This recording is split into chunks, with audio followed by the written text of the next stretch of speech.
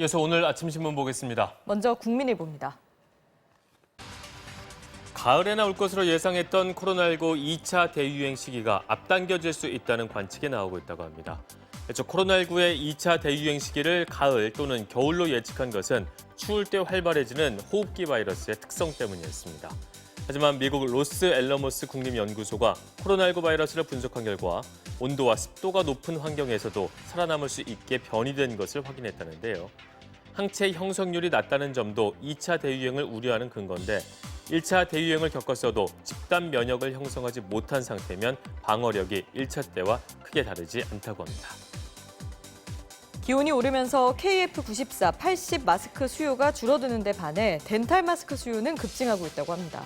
더위와 답답함으로 차단력이 낮더라도 얇고 숨쉬기 편한 덴탈 마스크를 찾는 사람이 늘면서 가격도 덩달아 급등하고 있다는데요. 한 온라인 가격 비교 사이트에 따르면 지난해 말 기준 7,700원에 판매됐던 유한 킴벌리사의 아동용 덴탈 마스크 50매 가격이 5월 기준 98,000원으로 약 13배 급등했습니다. 쇼핑몰에 따라서는 비싼 경우 20만 원까지 가격이 치솟기도 했다는데요. 오프라인에서는 아예 덴탈 마스크를 구경하기도 어려워졌는데 신문이 어제 서울 시내 약국 5곳을 다녀본 결과 5곳 모두 덴탈 마스크 매대가 텅 비어 있었다고 합니다. 신문은 미국 워싱턴 현지 소식통에 따르면 지난달 29일 경북 성주 주한미군 고고도 미사일 방어 체계 기지에 새로 반입된 장비 가운데 패트리엇 미사일과의 통합 운용을 위한 신규 장비가 포함됐다고 보도했습니다. 신문의 보도로는 이번 작업은 단순한 노후 장비 교체가 아니라 사드형 레이더가 먼저 포착한 발사체를 패트리엇 체계에 실시간 공유할 수 있는 시스템 업그레이드 관련 장비의 반입이 핵심입니다. 이는 이번 장비 반입이 사드 체계의 성능 개량과 관계없다는 군 당국의 설명과는 다른데요. 이 때문에 일각에서는 군이 중국, 북한을 의식해 로키로 대응한 것이 아니냐는 지적이 나온다고 합니다. 최근 중국의 홍콩 보안법 강행과 미국의 홍콩 특별지위 박탈 조치 등으로 홍콩 정세가 불안해지면서 해외 투자 자금과 인력이 이탈하는 이른바 핵시트 우려가 커지고 있다고 합니다.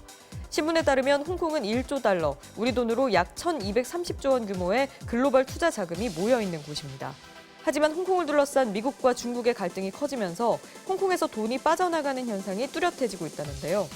홍콩 내 인력 유출도 가시화하고 있는데 홍콩 사우스차이나 모닝포스트가 이민 컨설팅 업체를 인용한 보도를 보면 홍콩 보안법을 제정하기로 결정한 이후 이전에는 볼 수 없는 수준으로 이민 상담 문의가 쏟아지고 있다고 합니다. 정부 규제와 코로나발 경기 침체로 서울 아파트값이 내림세로 돌아섰지만 정작 실수요자 사이에선 체감하지 못하겠다는 반응이 나온다고 합니다. 15억 원을 훌쩍 넘는 강남권 초고가 아파트는 수억 원씩 떨어지고 있지만 9억 원 아래의 중저가 아파트 가격은 오히려 오르거나 제자리 걸음하고 있어서라는데요. 신문에 따르면 서울 아파트값 상위 20%인 이른바 초고가 아파트값이 떨어진 건 지난해 12-16 대책으로 15억 원 넘는 아파트 대출이 전면 금지되고 보유세 부담도 늘면서 강남권 재건축 단지를 중심으로 급매물이 쏟아져 나온 영향입니다.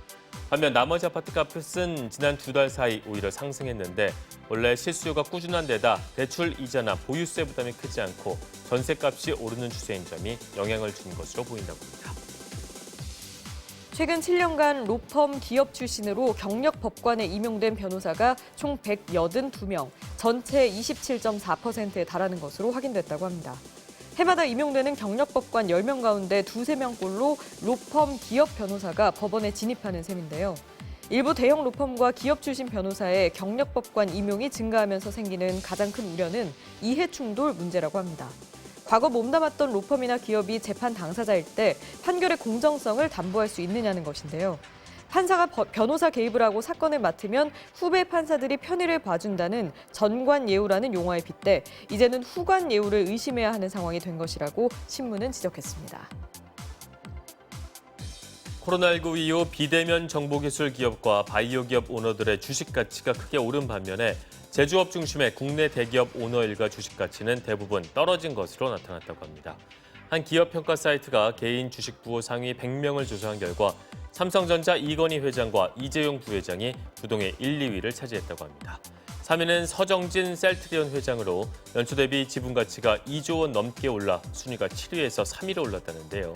김범수 카카오 의장도 9위에서 5위로 올라섰고 김택진 NC소프트 대표도 지분 가치가 크게 늘면서 톱10에 이름을 올렸다고 합니다.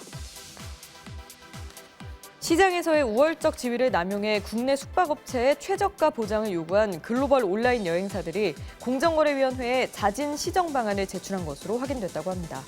관계부처와 업계에 따르면 부킹닷컴, 아고다, 익스피디아, 트립닷컴 등 글로벌 온라인 여행사들은 최근 공정위에 숙박업체와 맺은 계약서에 있는 최저가 보장 조항을 삭제하겠다는 취지의 시정 방안을 냈습니다.